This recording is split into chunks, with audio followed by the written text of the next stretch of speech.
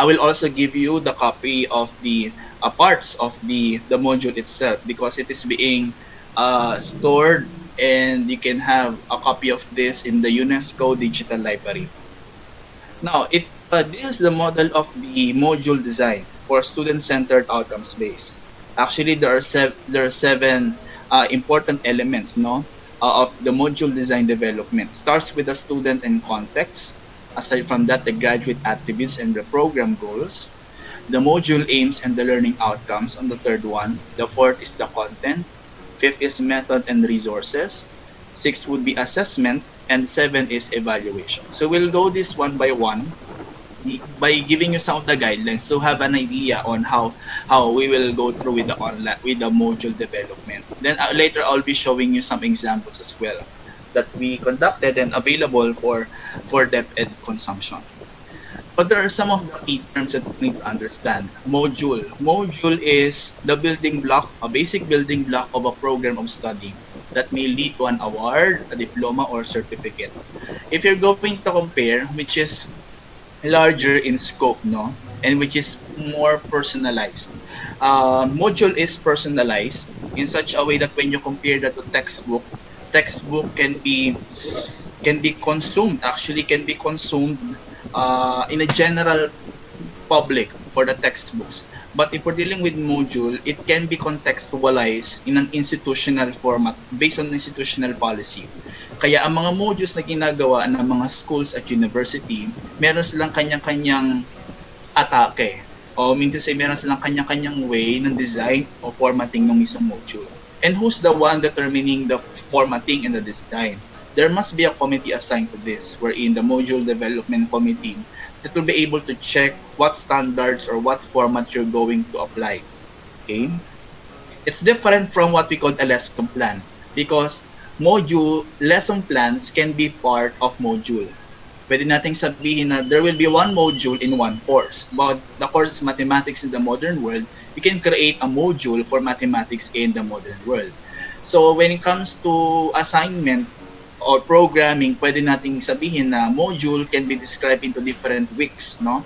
If you have 18 weeks in a semester, pwede kayo mag-provide ng 18 week module. So week 1, there's a lesson on week 1, week 2, week 3, week 4 in one module. So ganun yung pwede natin maging design na module. Next is aim. It's the teaching intention or the purpose. Example, the aim of this module is to introduce students to the basic concepts of physics.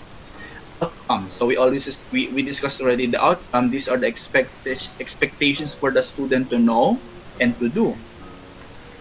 And the attributes. What are the general program attributes of your student? Halimbawa, meron po ba kayong inassign? This can be checked, or this can be identified on your program outcomes.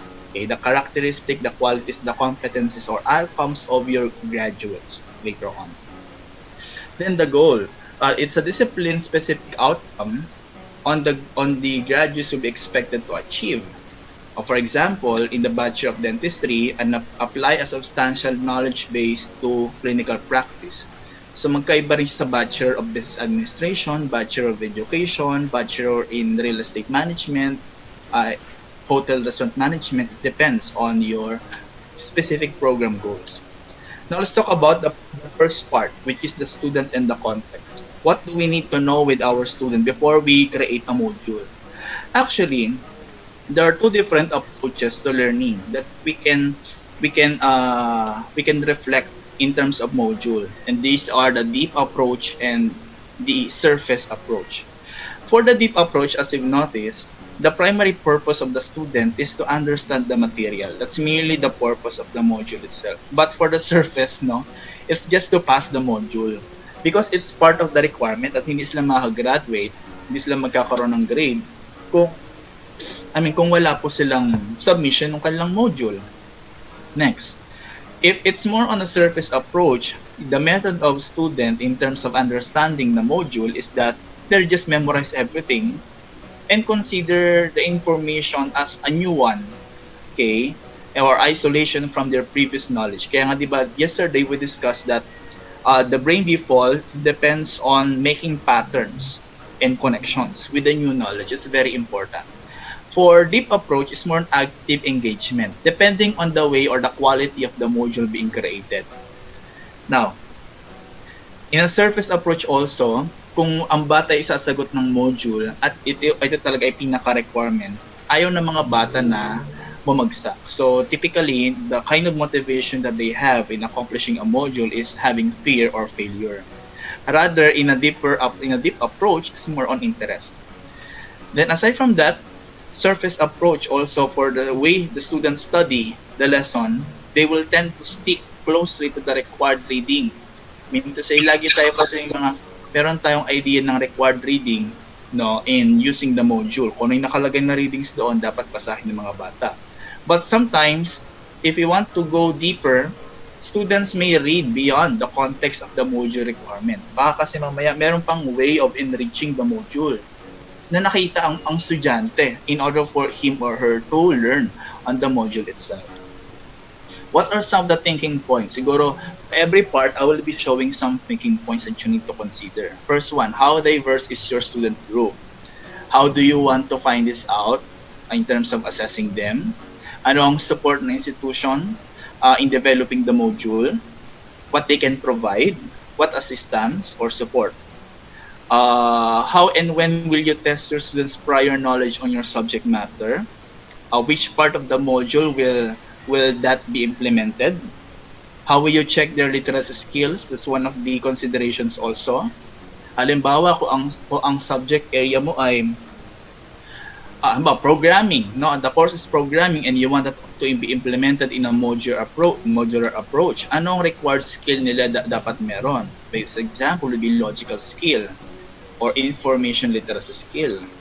Are there any specific skills you expect your student to possess? Like for example, IT skill, most especially in computer sciences and IT, kasi may requirement talaga siya ng specific skill on technology.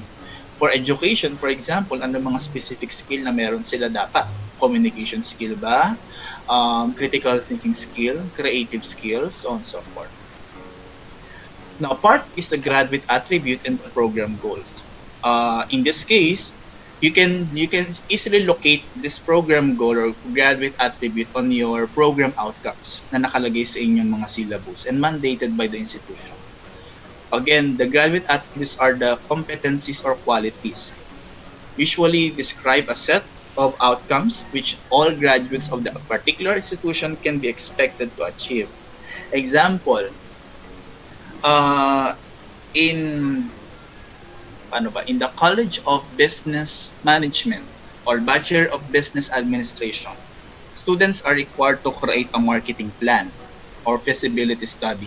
Now, in the required courses ng kanilang second year and third year before they do the feasibility research studies, ano ba yung mga essentials na meron sa feasibility studies nila or mga essential elements or topics na pwedeng ma-discuss during their third year and second year academic courses. Now, that will contribute also to the graduate attributes. Mean to say, you are a student of BSBA, therefore you should be expected to be like this and to be like that based on the required competency set or standards set by the program itself. About engineering, no? Mechanical engineering or computer engineering, required skills in mathematics or mathematical skills. That's the fundamental requirement in dealing with engineering. Logical skills, no? Before they graduate, dapat mabigat o maganda ang foundation ng bata in terms of those skills, and that can be an indicator for a very good graduate attribute. What are the thinking points?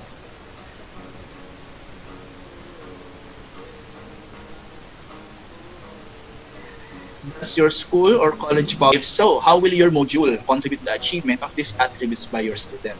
Remember that modular approach is different from the face-to-face. In face-to-face, madali para sa atin na ma-achieve yung quality nung competency or standard na nire-require ng program. Pero sa modular approach, meron tayong ibang atake kasi they heavily relied on the material and the learning learning content or resources. So the idea is how can we really enrich our module, not merely compromising the quality of the program itself.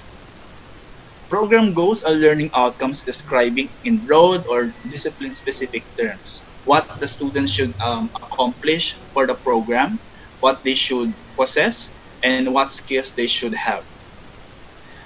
So another one is the teaching aims and the module learning outcomes. How can we come up with a good teaching aims and module learning outcomes? Actually, teaching aims are the course objectives, actually, or the lesson objectives.